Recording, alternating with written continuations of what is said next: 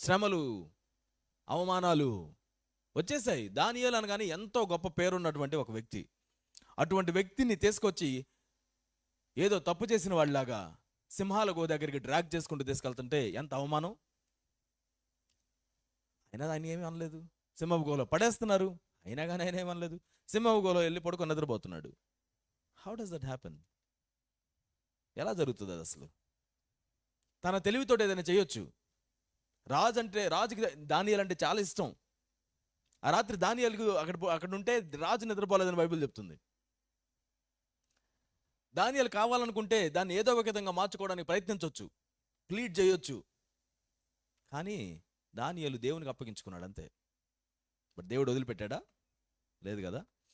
దానియేలు దేవుని వైపు ఉండడానికి కోరుకున్నప్పుడు లోకం ఎంతగా తన మీదకి తిరుగుబడినా దేవుడు మాత్రం తనని రక్షించాడు.